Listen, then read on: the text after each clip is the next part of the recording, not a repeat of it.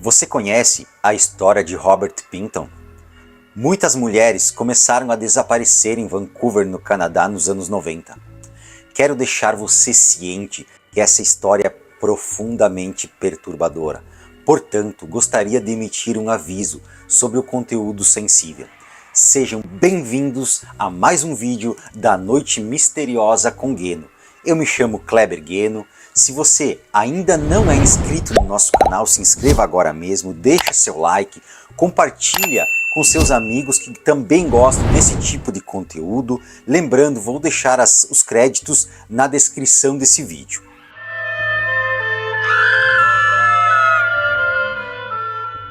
A parte leste do centro de Vancouver, no Canadá, é conhecida como uma das áreas mais problemáticas de todo o país.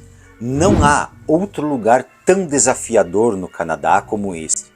Esse local está repleto de hotéis decadentes, lixo e esgoto, além de vários becos escuros. Tanto a polícia quanto os moradores se referem a esta área como um local sombrio. A população que consome drogas nessa região é muito grande, principalmente usuários de heroína e crack, distribuído entre gangues, cartéis asiáticos e uma diversidade de indivíduos. Muitas mulheres atuam como prostitutas nessas áreas, durante o dia e também à noite. Além disso, esse local também possui a maior taxa de AIDS de toda a América do Norte. Em 1997, um homem foi acordado no meio da noite por batidas muito fortes em sua porta. Ele pôde ouvir gritos de socorro de uma mulher do lado de fora. Ele também estava um pouco receoso, especialmente porque era tarde da noite, e não sabia se a situação era legítima, ou se poderia ser um assalto, ou algo do tipo.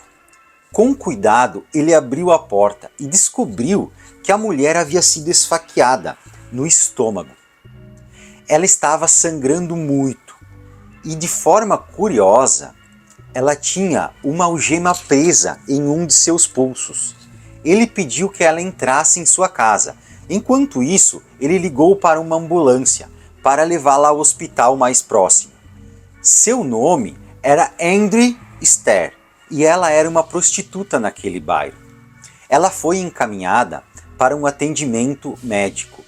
Quando perguntada a ela o que havia ocorrido, ela relatou que estava em uma festa em um local chamado Pig Palace. Nessa festa, um homem tentou abusar dela sexualmente. No meio disso, ele a algemou-a, esfaqueando-a no estômago. Com coragem, ela conseguiu lutar e tirar a faca de sua mão. Ele recuou e começou a sangrar também, pois ela havia acertado ele, e ela conseguiu escapar. Ela estava algemada em apenas um dos pulsos. Ela correu até a casa do vizinho, que então chamou a ambulância. No hospital, as autoridades começaram a duvidar da sua história, especialmente por ela ser uma prostituta e consumir muitas drogas. Agora é que entra Robert Pinton. Nessa mesma noite, um homem chamado Robert chegou ao hospital com ferimentos faciais, e eram ferimentos com faca. Nos bolsos dele encontraram uma chave que se encaixava perfeitamente na algema de Andrea. Assim, a história dela começou a fazer sentido, e a polícia foi chamada ao hospital para levar Robert à delegacia. Quando perguntaram a ele o que aconteceu, ele relatou que Andy costumava participar de suas festas e que ela havia tentado roubar ele. Quando ela tentou roubá-lo, acabou ferindo-a no rosto. Ele agiu em legítima defesa e a esfaqueou-a no estômago. A história parecia plausível, pois era difícil acreditar na versão dela. Nenhuma denúncia foi feita a Robert, que foi liberado para voltar para sua casa. No, I don't drink, I don't smoke, I don't use drugs, and everybody says, how come your eyes are so bloodshot? I says, I turned around, I didn't take the knife away from her. I did not take the knife away from her. I aimed it to her and I knifed her twice. I did that. I admit I did that. That's one thing I shouldn't have done. You've never taken any of the prostitutes back to your trailer? Not since this incident, no. Hey. But before that incident? No. Robert Pinkton, nascido em 1949, cresceu em uma cidade a cerca de 30 quilômetros de Vancouver. Sua família vivia em uma fazenda que criava porcos há mais de 3 gerações. Ele compartilhava a fazenda com seu irmão David e sua irmã Linda e seus pais. Quando seus pais faleceram na década de 70, os 3 irmãos herdaram a fazenda. Linda optou por se afastar da fazenda, enquanto David e Robert permaneceram. Robert era conhecido localmente como alguém muito reservado, e a fazenda tinha uma atmosfera bem peculiar. Eles não conseguiram manter a criação de porcos por muito tempo, deixando os animais vagando sem cuidados adequados. Os irmãos raramente se preocupavam em se higienizar e eram frequentemente vistos com roupas sujas de lama e excremento de porcos. A casa deles também era muito suja e desorganizada. Então, tudo isso se transformou em algo parecido com uma propriedade cheia de lama, aonde porcos vagavam e os irmãos não tinham ideia do que fazer. Só havia um funcionário chamado Bill, que permaneceu durante todo esse tempo. Após a morte de seus pais, alguns anos depois, eles não viram motivo para manter tanto espaço só para eles. Afinal, não se importavam mais com a fazenda ou com a criação de porcos. Então, decidiram vender parte da terra para outras pessoas interessadas. Um construtor urbano concordou em comprar, e na época da venda, eles nem imaginavam o valor daquelas terras. Afinal, quase toda a propriedade foi vendida por 5 milhões de dólares. De repente, os 2 irmãos, desorganizados e sem rumo, se tornaram milionários. Ficaram um tempo sem saber o que fazer com tanto dinheiro e nem gastaram nada inicialmente. Depois, decidiram investir para manter o fluxo de dinheiro. Transformaram um galpão perto da casa principal em um salão para grandes festas, chamado de Big Palace, em 1996. Também criaram uma organização chamada Big Palace Good Time Society, com o objetivo de realizar eventos, shows e festas para arrecadar dinheiro e investir em projetos sociais nos quais acreditaram. Entretanto, o Big Palace foi fechado nos anos 2000, porque não apresentavam as declarações fiscais necessárias para o governo, e também foram multados várias vezes por vender bebidas alcoólicas para menores de idade. O irmão de Robert, David, tinha antecedentes criminais, incluindo agressão sexual. Mas antes disso, quando começou a ter várias mulheres daquela área desaparecendo misteriosamente, a maioria dessas mulheres estava distante de suas famílias, lutando contra vícios em drogas ou enfrentando problemas pessoais. Quando elas sumiam por um tempo prolongado, suas famílias diziam estar ocupadas, sem suspeitar que algo pior poderia ter acontecido. Rebecca, 23 anos, vista pela última vez em 22 de junho de 1983 e relatada como desaparecida 3 dias depois. Cherry, de 43 anos, desapareceu em janeiro de 1984. Essas são algumas das mulheres que sumiram naquela época sem deixar rastros. Às vezes, meses depois, elas eram oficialmente relatadas como desaparecidas. Mesmo neste ponto, a polícia não parecia muito interessada em investigar, frequentemente alegando que essas mulheres provavelmente estavam sob o efeito de drogas e apenas se isolaram. Alguns anos depois, Helena Hauerbach, de 33 anos, disse aos amigos que planejava se mudar para Seattle em março de 1986. No entanto, ela nunca chegou lá. A sua ausência foi relatada como desaparecimento em abril, um mês após sua mudança planejada. Willa, de 26 anos, foi vista pela última vez em junho de 1988, mas só foi relatada como desaparecida em março de 1989. Os desaparecimentos continuaram ocorrendo de forma irregular. É importante entender o contexto disso tudo.